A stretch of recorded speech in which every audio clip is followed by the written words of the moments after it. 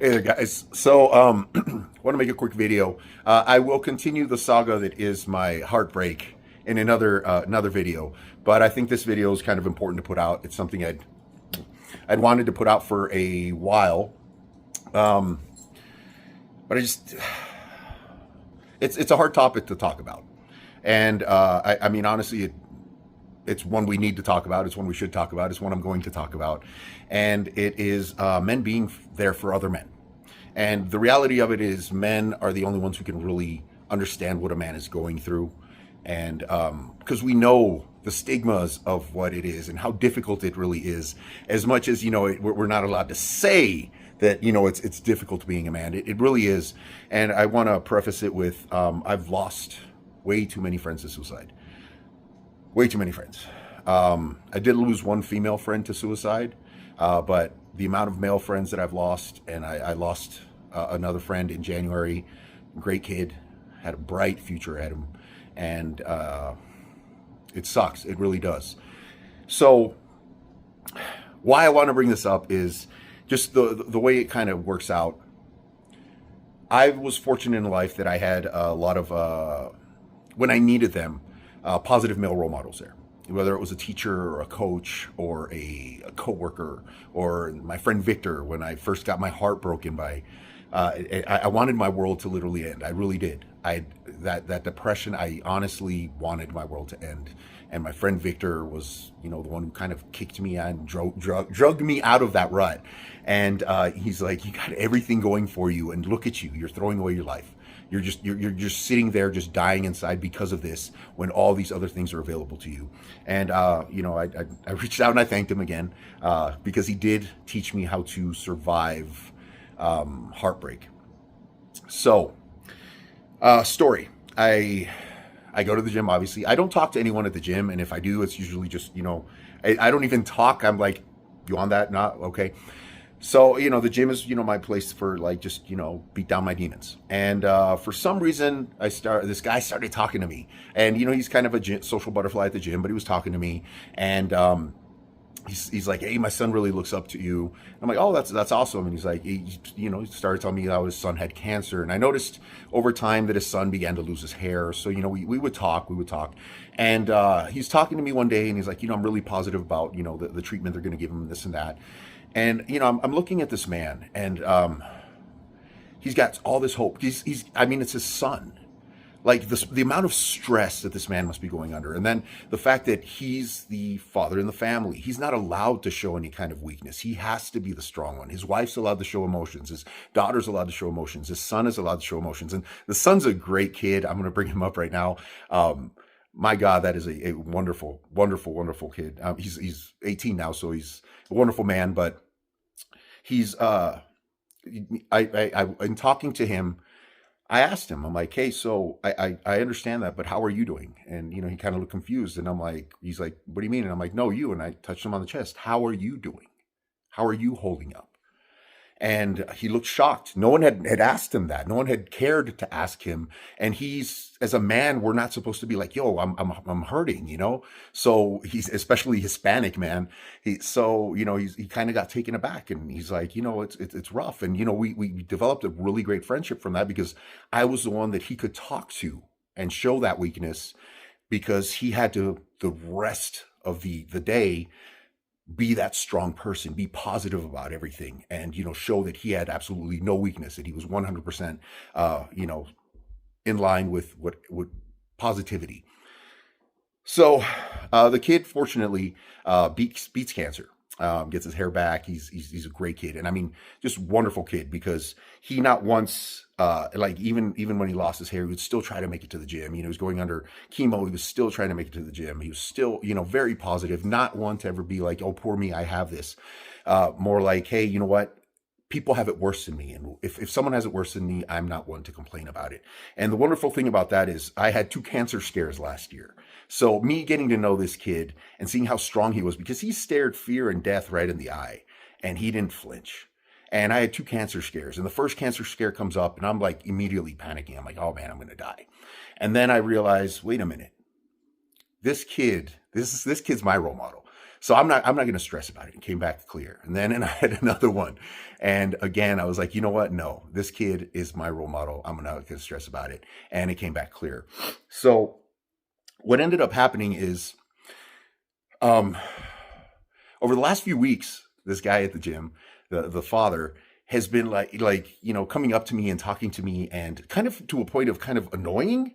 And I didn't really, it didn't click, because what he saw in me is he saw that I was hurting. He saw it, and he would come up and he would make it an issue, like several times, to like introduce me to other people at the gym and be like, "Hey, this is the guy. When I was at my lowest, he was there for me. He's, straight up what a man's man is."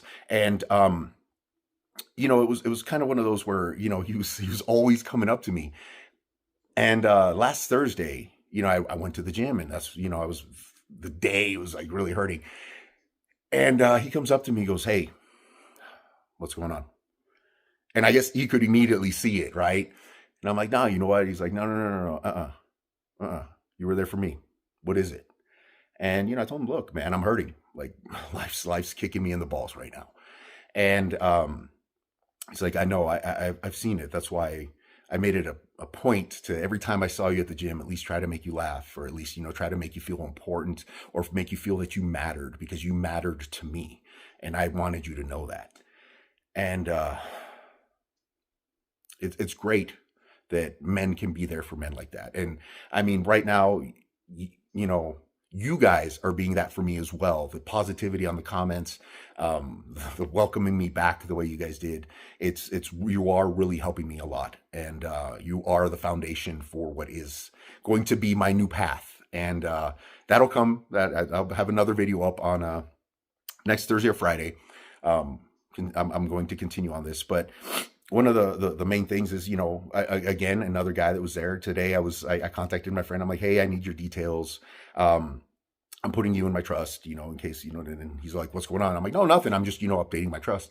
Shows up at my house. I'm like, "Dude, no, that's not it. It's not like that. Like I am not in that state of mind. I am doing this because I care about my dogs. They're the main thing for me. And I want to make sure that they are taken care of. And that is why." So, he immediately was, a little worried about that. And that was great, because, even though I tried it on the phone, I'm like, "No, dude, don't worry." He's like, "No, you needed to see face to face." So hopefully, as men, we can recognize that, because we are the only ones who really know the burden that it is that we carry, the difficulties we have, how hard it is to open up. Because people say, "Oh, we want men to open up." But the reality is, most people don't want you to open up unless they are truly your friend, or they truly are the type of man that understands, hey, we carry pain in us, and sometimes we don't always have to be the leader of the pack, right? We are a pack. We can always be, show some weakness, because that's what the whole point of the pack is, to protect each other, to help each other out, right? And hopefully I can be that for you guys someday. If you guys, and hopefully these videos help you guys if you ever do go through heartbreak and you see, what I'm doing. Because it's important to be there for each other. And if you ever need someone to reach out to, my social medias are the easiest way to get to me. It's EL space BIGGUMS, L Biggums. That's both on Instagram and Facebook, EL space BIGGUMS. So, and that's the thing is, for when I was trying to explain to my friend, I'm like, "No, dude, the last thing on my mind is ending my life. I plan to live a very long life. In fact, if you look at it, let's just look at it rationally. If you were given, what is it, Occam's razor, the easiest explanation or whatever. So you're told, hey, you're on a planet, a rock, and we're not sure what the inside of it is. We have theories, but for some reason, life exists on this rock, and this rock is circling around this giant, loud ball of fire and the rock you're on circles at 1,000 miles an hour. Now it circles around that, I believe, 67,000 miles an hour, right? I'm probably getting it wrong. It's probably higher than that, but it circles around that. So it's moving to 1,000 miles per hour this way, and then 67 or 100,000 miles that way. And then the entire universe seems to be moving, what is it, like 1,000,000 miles per hour this way? All right. The entire galaxy that we're in is moving. All right. Or we're in a simulation. Which would be more understanding, or which would be the easiest answer? You're like, well, probably the simulation. I'm in a simulation. So if I'm in a simulation, All right. If I'm going to go with simulation theory on this one, all right, I am currently on a side quest. And I'm going to side quest the shit out of life. I'm going to acquire every weapon I can, every suit of armor, every artifact, every single thing I can. I'm currently on one very important side quest right now that's going to lead me back onto my main quest. All right. And that is my positivity or my mindset right now. Am I hurting? Yes. Hell yes. And, I'll talk more about it the next video, but I just wanted to drop a line and say, thank you to everybody for all the support, for the likes. And again, just say, we got to pass it on, man.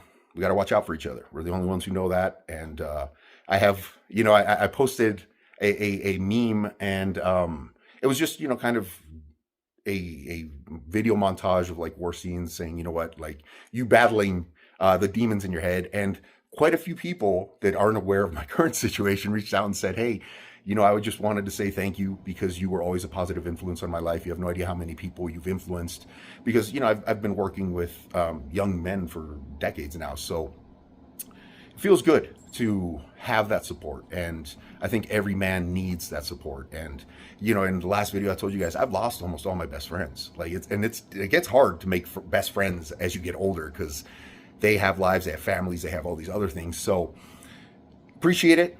If you guys need me, I'm here. And again, stay tuned. Next Tuesday, Thursday, I'm going to drop another video. I'm trying to think of like how if you guys remember, I had a Chub to Stud series like 6 years ago, but something like Heartache +7, because I'm a history nerd, and D-Day, and D-Day +7 would have been 7 days after D-Day. Anyway, I'm going off topic, but hope you guys had a great weekend. Hope you guys have a great Monday. I'll see you all Tuesday, Thursday. Have a great one, guys. Thank you again for the support.